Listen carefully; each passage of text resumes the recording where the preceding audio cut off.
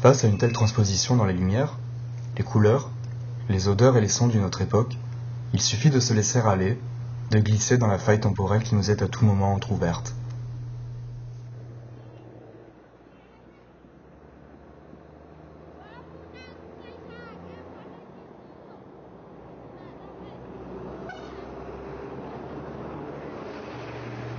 Derrière ces sourires se cache une très grande misère. La guerre du peuple népalais a fait plus de 15 000 morts. Le Népal faisait déjà partie des pays les plus pauvres d'Asie. À présent, après 10 années de conflit, la vie est devenue encore plus difficile. Les personnes pauvres doivent faire face à l'insécurité physique, aux pénuries, aux coûts croissants des biens de base. Il est également difficile pour ses habitants de gagner leur vie, et ils ne jouissent que d'un accès réduit aux soins médicaux, à l'éducation, à l'eau propre et aux installations sanitaires.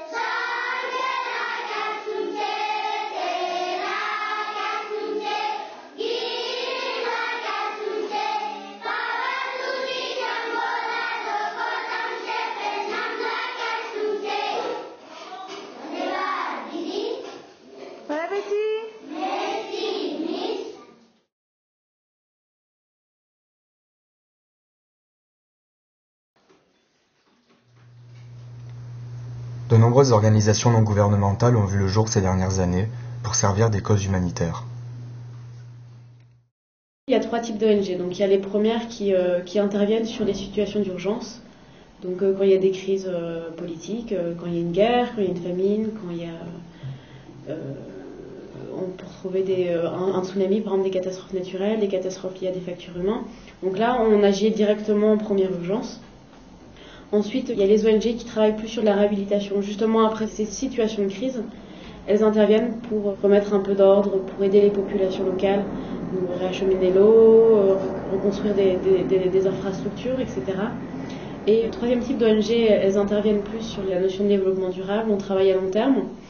Donc il y en a qui vont travailler avec des enfants, il y en a qui vont travailler sur la santé, c'est de la prévention par exemple. Et donc nous avec les enfants ici à Ganjala, on travaille sur l'éducation.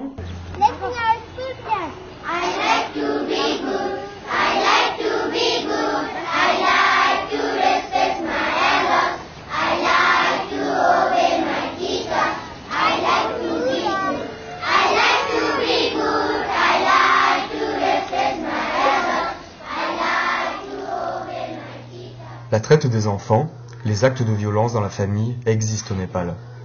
On ne peut nier l'apparente inefficacité du système juridique et l'attitude de la société népalaise à l'égard de la sauvegarde des droits de l'enfant. Le système d'assistance sociale est peu efficace, et les travailleurs sociaux sont insuffisamment formés pour s'occuper des questions concernant la maltraitance des enfants.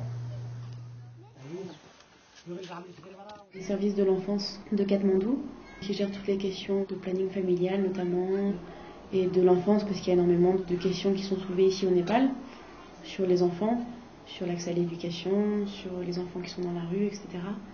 Donc il y a énormément de maisons d'accueil qui existent. Le but est de leur apporter les soins d'une bonne éducation, tout en étant attentif à respecter leur culture, leur vocation et leurs possibilités d'évolution au Népal.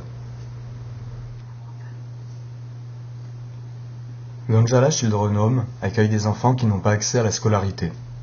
Ils sont issus d'une population pour laquelle le gouvernement n'a pas la possibilité d'intervenir. L'association a pour objectif de fournir aux enfants un environnement familial, nourriture, logement, vêtements et suivi médical.